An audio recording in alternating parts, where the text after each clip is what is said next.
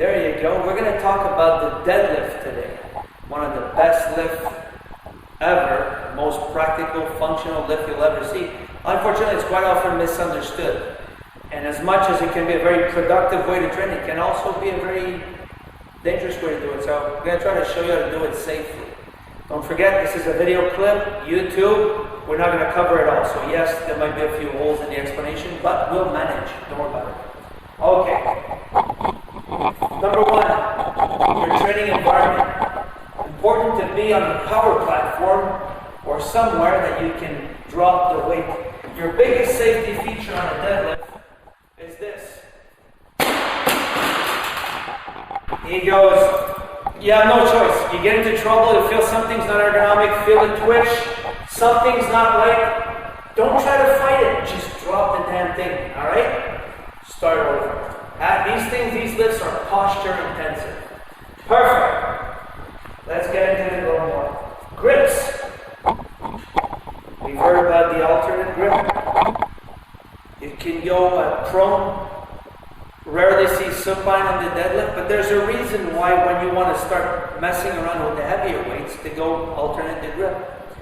Reason is that this will prevent the bar from rolling in your hand. Now obviously if I pick this thing up, which is 55 pounds, the ball roll in my hand, it's not a problem. But if I have 3 plates on each side, ball rolls, the knurling on the bar right here can simply rip some skin off. At best I lose my grip, spoil the lift, but and at worst I might turn my hands open. I've seen that. So I would advocate, if you are going to do deadlifts with a lot of weight, to alternate the grip in order to prevent the rolling of the bar. Good. Perfect. Alright. Now feet position. It's interesting because there's variations in the deadlift and depends on your body type, torso length. This will change. So nobody can come up with a half-baked theory. You put it this wide, that wide, that wide. You know what? You got to shoot for ergonomics. I got the worst possible body for a deadlift. I'm short torso, long leg, short arms. That's just brutal. This is why I have to do some adjustment in order to make the lift viable for me. Perfect. Foot position. I'll go with a regular deadlift. Well, you know what? Shoulder width a little wider. Where your toes pointed in. Go for ergonomics. You'll have to try a bit in your warm-up set to fix it in order to get the right foot position. Very important, the bar should not be against my shins. It should be right over the middle of my foot. Now, how wide should I grip? It goes once again with the length of your arms and length of the torso. Therefore, what I'm going to tell you without being evasive is to experiment. You will find the exact spot where to put it. Now, good deadlifters, Dave Tate, for example, said that a good deadlifter will actually add his weight as a counterweight to lifting, meaning he says you want to deadlift in a way that subtracts your weight to the weight of the bar. So a lot of guys, when they initiate the lift, will actually rock back a little. I don't know if the camera can pick this up. See what happens? The bar gets up. Good. Very important before we get on with it. I need you guys to understand what you do with your stomach. Have you noticed I'm not wearing a belt or anything like that? By all means, if you want to deadlift 900 pounds, wear a belt, but that's not in the cards for most of us. What I need you guys to do when you go down, always very important, it's like a mental checklist. I'm going to position my feet. I'm going to start, bringing in my belly button. That's transverse abdominis, main support of the spine. I'm going to put air in my chest. And I'm going to go down, grab the bar. Very important at this point, you see my voice is changing simply based on the basic that my belly button is straining in. Perfect. I'm going to grab the grip that's appropriate for me. Now watch me here. As I'm pulling, I'm going to put tension. Right now, see my legs kind of flex, my knees came forward. I'm going to drive my heels into the ground. Now when I clear my knees, I straighten up. Alright? Now on the way down, this is an easy weight, therefore I can go down, whoops, I hit my knees, squat down, put it down. If you had 4 plates on each side, go down and get here, boom, drop it. Okay? Now let's talk about the sumo deadlift. Same variation, I'd say. You put the bar over the middle of the foot, difference. My grip, I will be a little more in the middle. Now, where I'm putting my hand here is not random. I got my ring finger here, my middle finger here. Now, the key to this here is this works for me, so you probably would have to adjust and play around to see what works for you. Same thing. Notice my bum is out. I'm going to drop it, rock back a bit, put tension. I got a lot of tension in my legs. Head is neutral. Not really need to look to arch it too much, but looking up. Boom. Clear my knees. Straighten up. Boom. Go down. Same thing. I go down, stick my bum out. Very important. That's called a hip hinge. My bum goes out like I want to moon, and I squat. All right? Now I'm going to cover one last thing that you guys need to practice. Maybe I should have said it first. My bad. Hinging at the hip.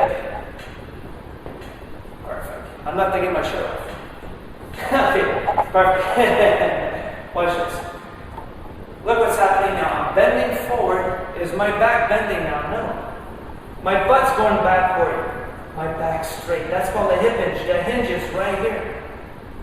Boom. This is solid.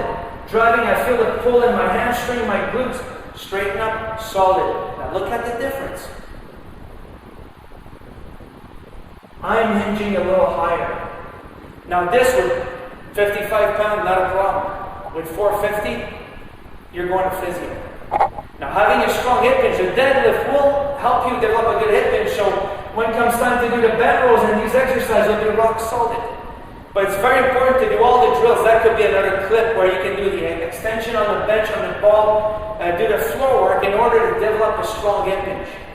Don't do the deadlift until you get it. Maybe we'll cover that in another clip. There you go.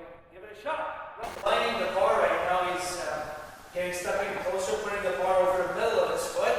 Sean knows he's done it before. He knows where to put his hand. He has his foot width on the platform where he wants to.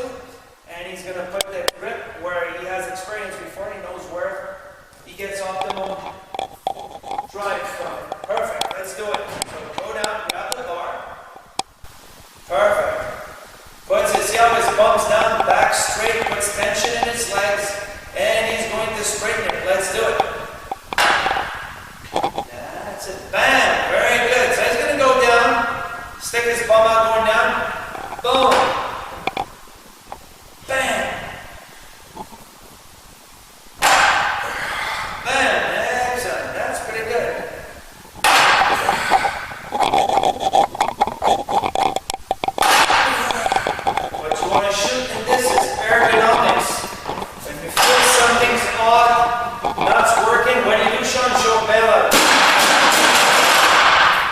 It's okay to split a set. Let's say you say, I want to do a set of 10. You're coming up, this is not right. Drop it, reset, finish the set. Alright? You don't say, oh, I'll try to fix it. This is disaster.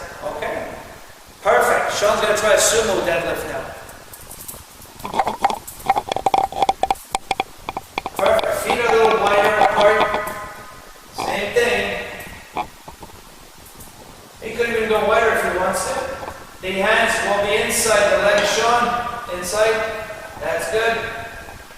Perfect. Feet a little wider. Give me a little more width. That's it. Bar over the middle of your foot. Bum down. Back straight. And come on up. Oh, a little different. We activate a little differently. Boom. That's a new one. He's never done it. We got a virgin, ladies and gentlemen. Keep going. We could fix it a little. Perfect. Leave it there. Now here's what I'm going to do. That's pretty good for a first. Sean picks it up, and when it's time to go down, he bends, then lowers it. We can make that a little more ergonomic. You can go like this, stick your bum out, and when you hit your knees, then squat it down. That's going to make they come down a little easier, a little smoother. Same thing on the way up. You grab your bar, straighten up once your knees are clear, extend the hips. Boom. Right? Good. Give it a go. That's pretty good. That's more complicated than it looks like. Alright. Grab the hands inside, inside, inside. There you go. It's new to Sean.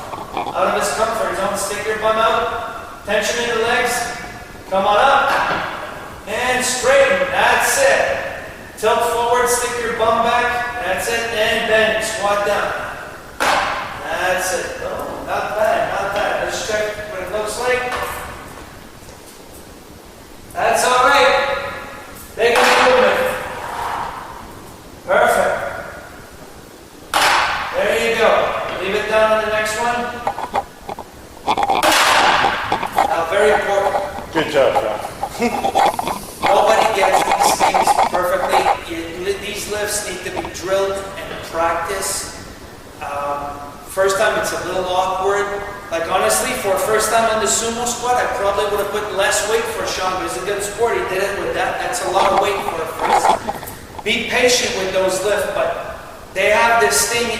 These lifts will trigger a hormonal response.